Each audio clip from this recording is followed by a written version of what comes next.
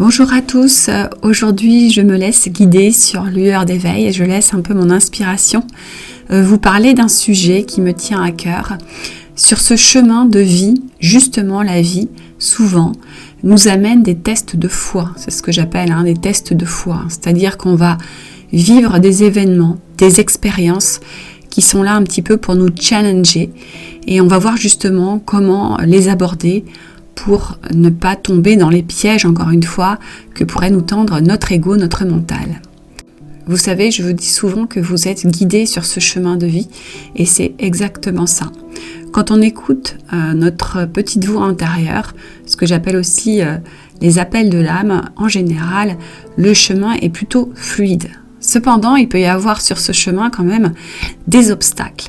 Et ce qui est important, c'est de faire la différence entre les obstacles qui sont là pour nous dire « attention, ce n'est peut-être pas le bon chemin » et les obstacles qui sont juste là pour tester justement notre foi en la vie. C'est pas toujours évident de faire cette distinction. Voilà, moi ce que j'avais envie de vous dire justement, c'est que parfois on peut se laisser piéger par notre mental ego qui va interpréter l'obstacle comme « attention, c'est pas le bon chemin ». Alors comment justement essayer de faire cette distinction entre les deux, entre l'obstacle qui est là pour nous dire « non, il faut arrêter d'aller dans cette direction parce que ce n'est pas la bonne » et l'obstacle qui est de dire « il faut aller au-delà parce que justement, il y a quelque chose de bon derrière ». En général, on arrive à faire cette distinction quand on a la capacité de revenir en soi et d'écouter, mais vraiment cette petite voix intérieure sans être dans la confusion. Si on est dans une période où il y a une grande confusion mentale et émotionnelle, si on n'est pas bien, si on est débordé par les émotions, si on a la petite voix dans la tête qui tourne tout le temps, s'il y a de l'obsession, s'il y a tous ces schémas-là très très forts du mental, impossible de savoir justement pourquoi ces obstacles sont là. Donc qu'est-ce qu'il faut faire dans ce cas-là ? Deux solutions. Première solution, est-ce que c'est possible dans cet état émotionnel compliqué, dans ce mental très présent, est-ce que c'est possible d'aller calmer cet état ? C'est-à-dire peut-être par exemple de sortir, de marcher, peut-être de méditer si vous avez l'habitude de méditer, mais en tout cas de faire baisser cette pression et de redescendre au niveau du cœur. Si vous restez dans le mental, ce sera impossible de savoir ce qui se passe exactement. Si vous avez cette possibilité justement de descendre au niveau du cœur, de vous apaiser, de ne plus être dans le mental, vous sentirez, vous saurez quel est le bon chemin. Vous pourrez faire cette distinction entre oui, cet obstacle est vraiment là pour me dire stop, ce n'est pas la bonne direction. Pourquoi ? Parce qu'à l'intérieur de vous, dans cette profondeur, dans ce détachement, vous saurez que cet objectif que vous êtes en train de viser n'est pas le bon. Vous le saurez, c'est une évidence, puisque là, vous ne serez plus du tout dans le côté intellectuel et mental, qui vous empêcherait d'aller dans une direction ou pas, justement. Ce sera une évidence. Et à l'inverse, si en vous connectant à cette profondeur, vous vous rendez compte que malgré les obstacles, il y a un élan en vous qui vous dit tout au fond de vous, même si c'est douloureux, même si c'est souffrant, même si c'est compliqué, je sais que je vais dans la bonne direction. Donc vous voyez, ça c'est le premier cas. Comment on peut essayer de savoir si la vie est en train de nous présenter un obstacle qui nous dit de changer de direction ou au contraire, si elle nous dit il faut aller au-delà. Parce que le chemin n'est pas toujours non plus complètement fluide et sans obstacle. Ça n'existe pas. Deuxième cas, vous n'arrivez pas à faire baisser cette pression. Vous êtes dans un état émotionnel tellement grand, vous êtes tellement fatigué, le mental est tellement présent, ça tourne en boucle dans votre tête. Il n'y a plus du tout possibilité de redescendre au niveau du cœur. C'est trop perturbant. Si jamais vous n'arrivez pas donc à méditer par exemple, ou à prendre du recul en allant marcher, en redescendant tout simplement au niveau du cœur, dans ce cas-là, il y a un deuxième moyen dans cet état émotionnel très grand et ce contrôle mental très important, c'est de tout lâcher. Vous savez, souvent je vous parle de cette grande énergie de vie, cet amour universel qui régit tout, qui pourvoit à tous nos besoins, certains l'appellent Dieu, peu importe, la source, l'univers, tous les mots sont différents, on s'en fiche du mot qu'on y met. Mais en tout cas, quand à un moment donné, on n'a plus la force, plus les ressources en nous pour justement savoir quel est le bon chemin. Est-ce qu'on doit s'arrêter parce qu'il y a trop d'obstacles ou au contraire, est-ce qu'on doit continuer et qu'on doit aller au-delà des obstacles? Eh bien, dans ce cas-là, il faut tout abandonner à cette grande énergie de vie. Vous savez, ce sont ces moments dans la vie où il n'y a plus d'issue, c'est-à-dire que notre personnage humain, le personnage égotique, n'a plus du tout de possibilité. Pour lui, ça y est, il est arrivé au bout du champ des possibles, dans sa perception à lui, donc c'est la perception humaine, il n'y arrive plus, il ne sait plus quoi faire, il se sent complètement dépassé par les événements. Et dans ce cas-là, il va falloir absolument que ce personnage humain redonne le pouvoir à son âme, quelque part, et à son moi supérieur, donc l'âme et l'esprit, sachant que l'âme, on va dire que c'est le côté féminin de l'être et l'esprit le côté masculin. Les deux doivent être aux commandes dans ce cas-là. Et donc, pour cela, il faut complètement s'abandonner. Et souvent, moi, ce que je dis, c'est que dans ce cas-là, il faut s'abandonner à cette grande énergie de vie, à cette source d'amour infini, à cet amour universel, à ce Dieu, à cet univers. On peut l'appeler vie père-mère, conscience divine, peu importe. Mais à un moment donné, je vous invite à lâcher le personnage égotique. Je vous invite à lâcher le contrôle, lâcher le mental, lâcher toutes les peurs qui vous empêchent d'avoir du discernement dans la situation dans laquelle vous êtes. C'est impossible. Si vous continuez à essayer de trouver le chemin avec votre mental égo, vous n'y arriverez pas parce que vous n'avez plus les clés. Il y a beaucoup trop de confusion. Et ce mental égo, lui, il va toujours essayer de vous ramener à une zone de confort, à une zone de sécurité qu'il connaît, mais qui parfois n'est pas le bon chemin. Et c'est pour ça que quelquefois, on voit des personnes rester dans des situations mais extrêmement toxiques, peut-être quelquefois même avec de la violence, parce que c'est la zone de sécurité et qu'elles ne peuvent pas faire autrement. Donc vous voyez à quel point c'est important à un moment donné de s'abandonner à tout ça, de lâcher prise. Pourquoi? Parce que qu'est-ce qui va se passer dans le processus? Quand à un moment donné, on n'a plus la possibilité, avec notre personnage humain, de savoir quelle est la bonne direction, et qu'on arrive à lâcher, on va forcément être soutenu par cette grande énergie de vie qui jamais ne nous laissera tomber. Jamais. En revanche, cette grande énergie de vie, justement, elle nous laisse notre libre arbitre.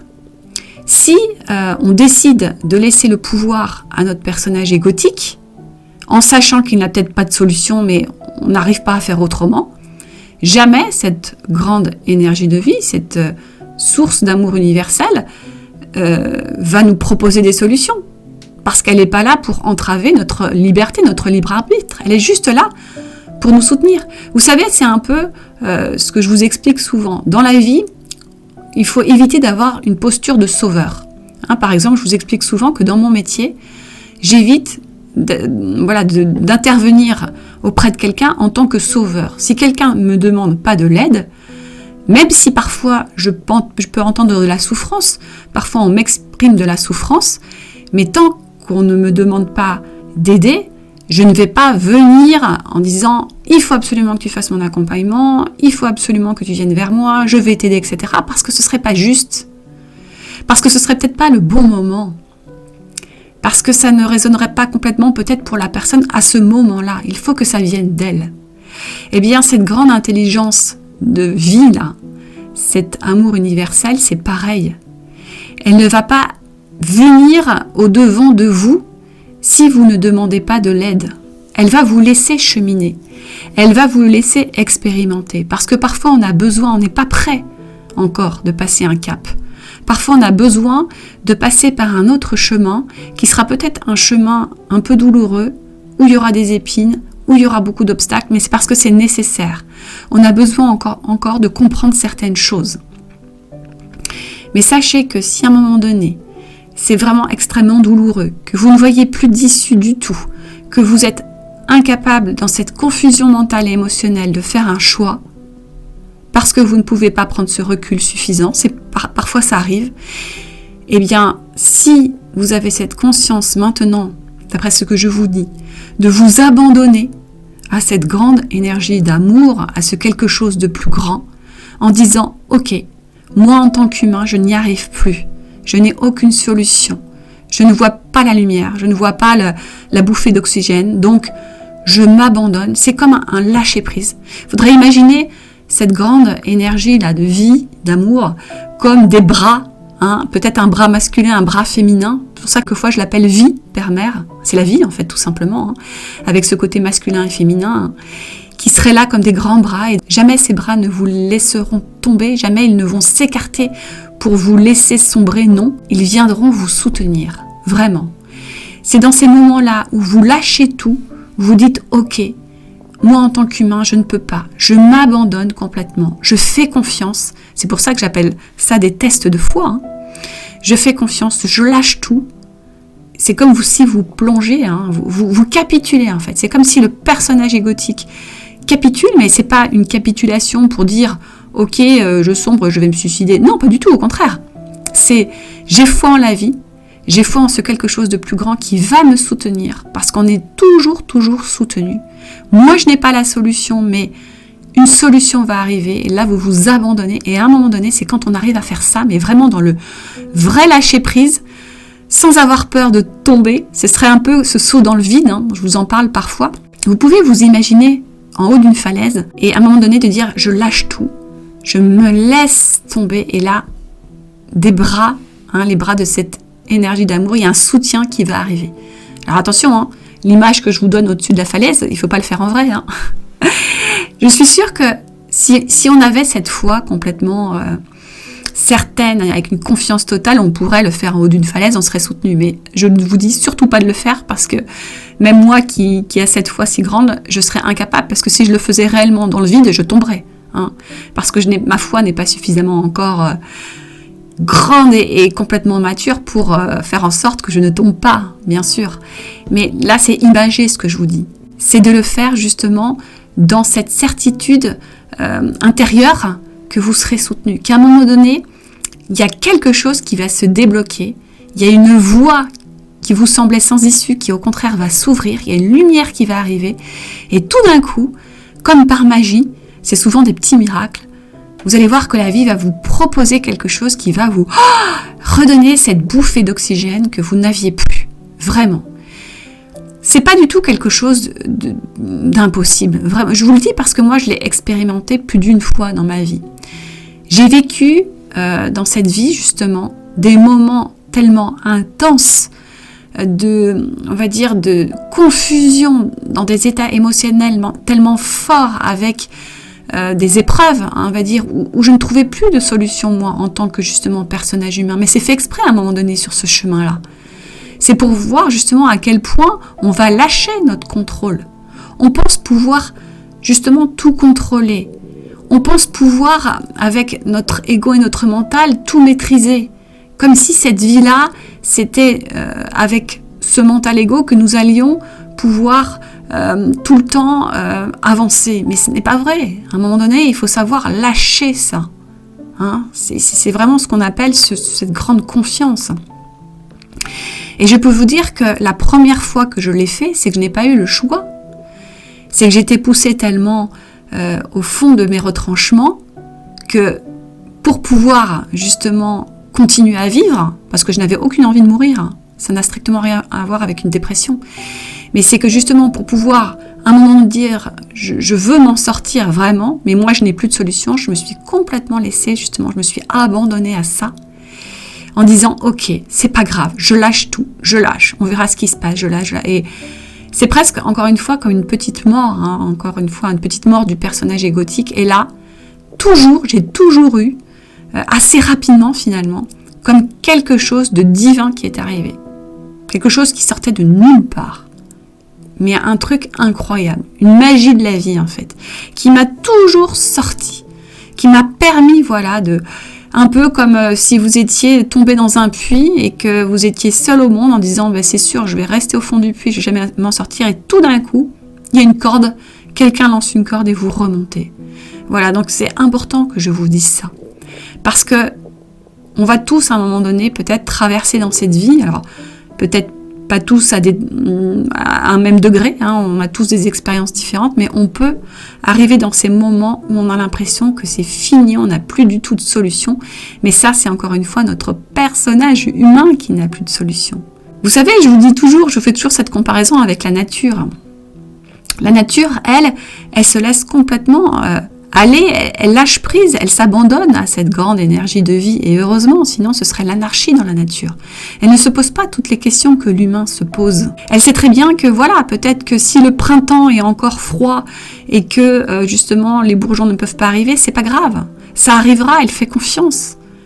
Elle sait juste que c'est une question de timing.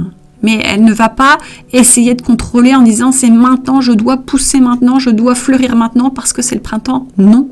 Elle n'est pas dans le contrôle, cette nature. Eh bien, nous, on ne sait pas faire ça. Mais il faut qu'on apprenne à le faire. À un moment donné, quand on n'a plus de solution en tant qu'humain, ça peut arriver et ce n'est pas grave. Et ça ne veut pas dire que vous n'êtes pas capable. C'est juste que, voilà, il va falloir à un moment donné trouver cette foi en vous pour avoir cette confiance incroyable que la vie va vous soutenir. C'est pour ça que ce sont des tests de foi de la vie. Il va falloir à un moment donné réouvrir le oui à la vie quand tout est bloqué dans votre vie. C'est possible, même dans des situations mais complètement bloquées où on a l'impression que c'est infaisable. Vous avez entendu des histoires comme ça, où il n'y avait plus du tout d'espoir et puis tout d'un coup, miracle, il y a des choses qui se sont passées. Et quand il y a des miracles comme ça, c'est que souvent, il y a eu un abandon à cette foi plus grande que on sera toujours soutenu si c'est le bon chemin. Il n'y a pas d'inquiétude à avoir à un moment donné, mais il faut lâcher. Il faut lâcher le côté humain et donner toute cette confiance en ce quelque chose de plus grand. Et ce quelque chose de plus grand, il n'est pas réellement à l'extérieur de vous, il est en vous.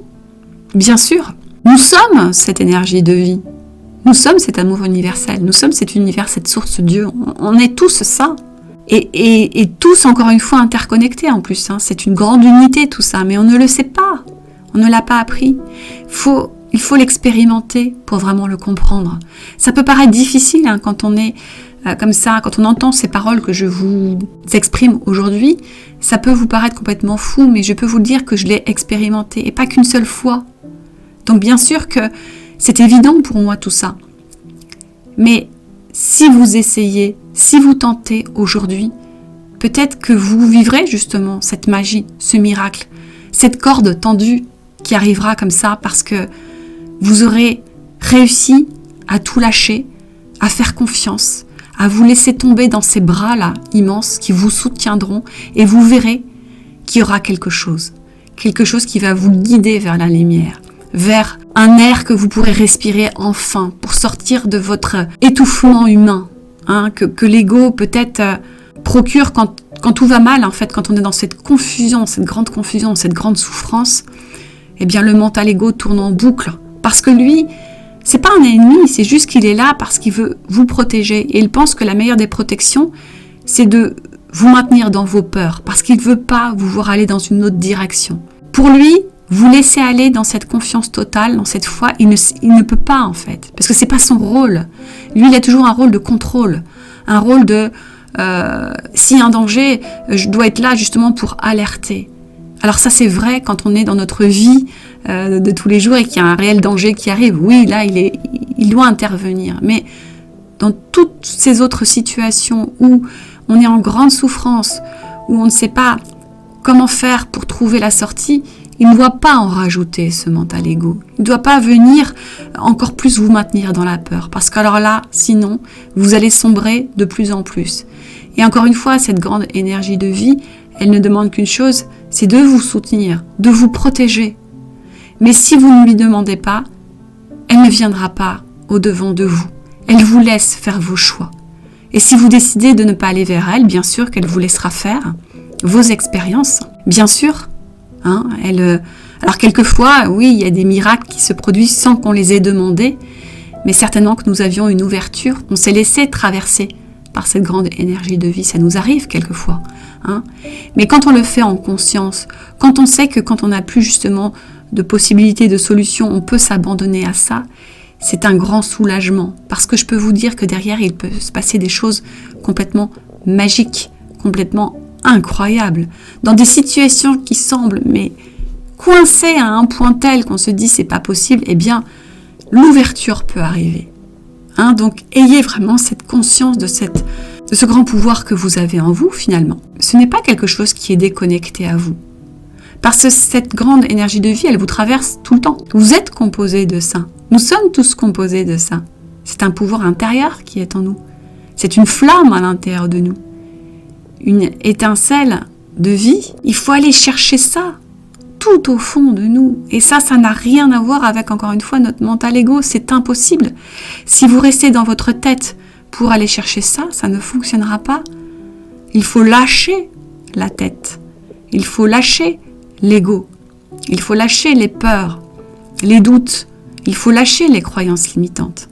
Sinon, vous n'y arriverez pas. Il faut faire confiance. C'est pour ça que, voilà, on parle de test de foi, de saut de foi. La vie va forcément vous en présenter. Et plus on avance sur ce chemin, plus on comprend tout ce mécanisme, plus c'est facile de s'abandonner quand on ne trouve plus de solution humaine. Ça ne veut pas dire qu'on doit tout le temps s'abandonner à cette grande énergie de vie, parce que parfois, bien sûr, que l'humain a des solutions, que vous pouvez très bien faire votre chemin quand c'est fluide, quand ça va, il n'y a aucun souci. Mais à un moment donné, quand tout est bloqué, ne sombrez pas plus. Demandez de l'aide. Et parfois, on ne peut pas demander de l'aide à des gens autour de nous. Parfois, la vie fait en sorte qu'on soit tout seul pour aller chercher ça en nous.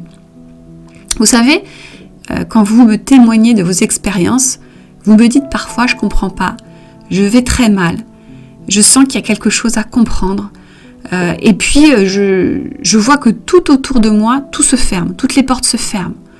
J'essaie de joindre quelqu'un, il n'est pas là, il n'est pas disponible.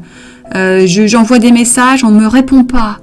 J'avais prévu de voir telle personne qui aurait pu m'aider, et puis comme par hasard, au dernier moment, elle se décommande. La vie, parfois, fait en sorte que vous vous retrouviez tout seul. Alors pourquoi ? Pourquoi ça ? On pourrait se dire c'est injuste. Mais non, c'est que tant que vous faites tout le temps appel à l'extérieur de vous, vous n'irez jamais chercher en vous cette foi justement, cette vie-là qui circule en vous, cette grande énergie de vie. Vous n'irez pas la chercher, vous irez toujours à l'extérieur de vous. Donc ça marche un temps bien sûr. Au départ, ça va fonctionner, vous aurez de l'aide de l'extérieur. Je ne dis pas qu'il faut jamais avoir de l'aide de l'extérieur, mais à un moment donné, plus vous progressez sur ce chemin, plus on va vous demander d'aller chercher ça à l'intérieur de vous. Parce que le jour où vous aurez réellement trouvé ça à l'intérieur de vous, plus jamais vous ne serez coincé dans aucun événement de votre vie, dans aucune expérience aussi douloureuse soit-elle. Bien sûr que ce sera parfois compliqué, parfois souffrant, mais vous saurez comment aller chercher justement ce grand pouvoir intérieur, comment retrouver cette foi si grande qui vous sortira de tout, même des expériences les plus douloureuses. Mais si on ne vous y amène pas, vous ne pourrez pas le faire. C'est pour ça que parfois, quand on avance beaucoup sur ce chemin, il y a cette épreuve ultime qui va dans vos derniers retranchements, où là on vous dit, c'est seul maintenant. C'est seul qu'il va falloir trouver cette force, en toi. Tu ne peux plus aller chercher de l'aide. On te bloque de tous les côtés parce qu'il va falloir aller puiser à l'intérieur de toi.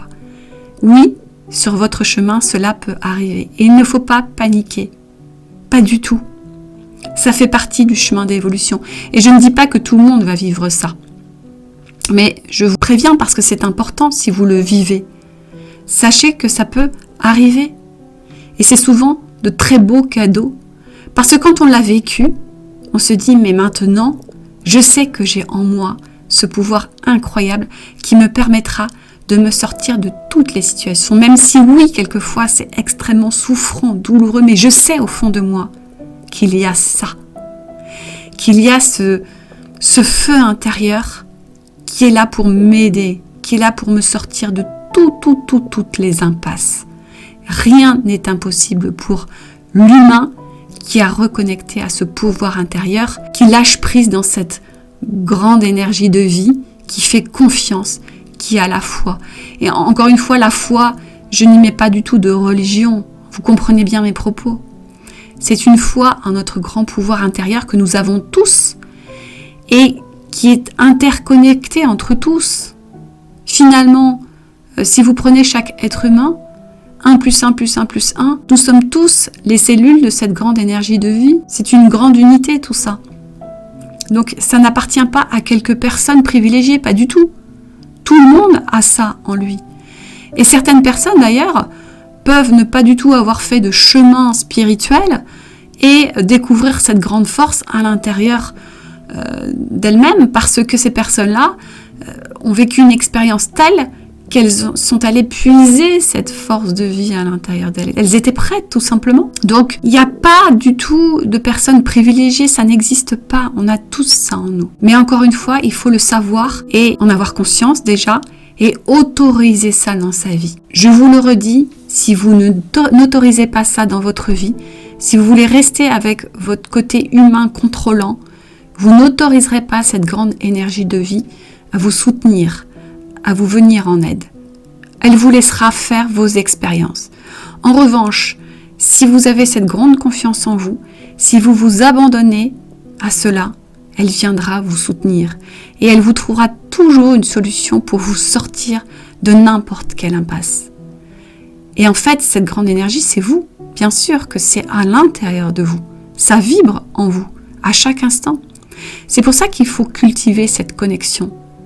Et ça ne doit pas être seulement dans les grandes épreuves qu'il faut cultiver cette connexion. Il faut la cultiver au quotidien, vraiment au quotidien. C'est important. Chaque jour, vous pouvez évidemment cultiver cette connexion-là. Il y a des moyens, c'est se recueillir, c'est pourquoi pas prier, sans connotation encore une fois religieuse, vous y mettez ce que vous voulez. Mais il y a moyen d'aller chercher ça en vous. Et quand vous l'avez trouvé, vous ne pouvez pas savoir à quel point ça nous fait grandir. Ça nous fait voir la vie, mais complètement différemment. Ça nous donne aussi une vision de l'être humain complètement différente. Il y a une gratitude, une compassion qui s'installe. On ne voit plus les autres comme des ennemis. On ne les juge plus. Ils font partie de nous. Ça peut tout changer dans votre vie, de vous connecter à cela. C'est pour ça que je vous en parle. C'est très important. Et pour finir ce podcast, j'ai vraiment envie de vous donner une petite prière. C'est une prière qui fait partie, vous savez, du livre Les Lettres du Christ. Encore une fois, ce livre, franchement, si vous avez l'occasion de le lire, lisez-le parce que moi, ça a été une révélation dans ma vie. Il n'a rien pour moi de religieux. Oui, on parle de Christ, mais là, c'est l'énergie christique. Il n'y a pas du tout de dogme. D'ailleurs, dedans, on dit bien qu'aller à la messe, c'est pas ce qui est demandé. Voilà, on n'a pas besoin de rentrer dans des rituels, dans des choses comme ça. C'est juste comprendre cette force que l'on a en nous et comment notre personnage égotique, justement, peut nous malmener si on n'a pas assez de conscience dans notre vie. Et dedans, donc dans ce livre, il y a une prière qui est incroyable. Pour moi, j'y vois pas du tout, encore une fois, quelque chose de dogmatique. Ça peut toucher toutes les personnes, peu importe la religion, on s'en fiche. C'est un message, plus qu'autre chose, qui est véhiculé. Moi, je sais que je l'ai apprise par cœur. Tous les soirs, avant de m'endormir, je récite cette petite prière, et souvent dans la journée. Et ça m'apporte énormément. Et vous allez pouvoir écouter au travers de cette prière, de ces mots, quelque chose de grand. Si vous allez vers ça, si vous lisez ces mots ou si vous les récitez avec toute votre intention, bien sûr, ça ne doit pas être quelque chose de mental, mais avec votre cœur, vous allez réellement créer cette connexion avec cette grande énergie de vie. Et vous serez soutenu au quotidien, quand ça va et quand ça ne va pas, peu importe. Vous établirez cette connexion. Et ça va tout changer dans votre vie, bien sûr. Donc voilà, je vais terminer ce podcast avec cette prière. Voilà, je pense que je vais la mettre en texte sous le podcast, dans la description de la vidéo. Comme ça, vous pourrez la reprendre. Juste pour information, je vous l'ai déjà dit, mais ce livre, Les Lettres du Christ, a été publié de manière anonyme. On ne sait pas qui est l'auteur. C'est une personne qui aurait canalisé ce livre.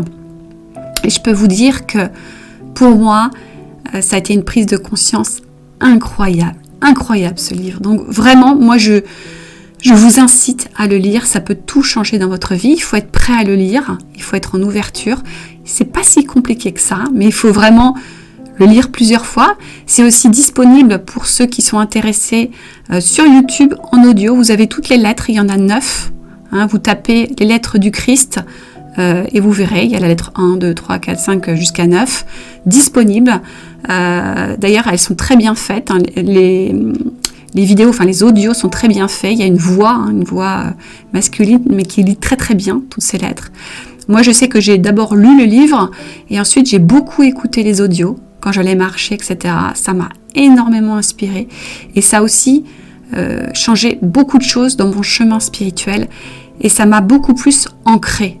Je ne sais pas pourquoi, parce qu'on pourrait dire que ce type de message pourrait nous emmener encore sur quelque chose de très supérieur, etc. Mais non, ça nous ancre énormément. Et surtout, ce livre nous ramène beaucoup à notre condition humaine et à savoir comment justement, on va dire, se comporter dans nos relations. C'est énorme ce que ça m'a apporté aussi sur le plan relationnel.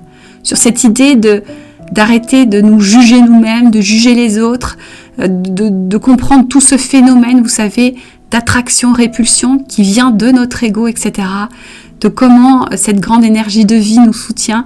Voilà, donc je vous invite vraiment à le lire. C'est quelque chose d'incroyable. Voilà, je vous lis cette petite prière et je vous laisse. Je vous dis à très bientôt et n'hésitez pas à partager ce podcast si vous pensez qu'il peut faire du bien à quelqu'un. Au revoir.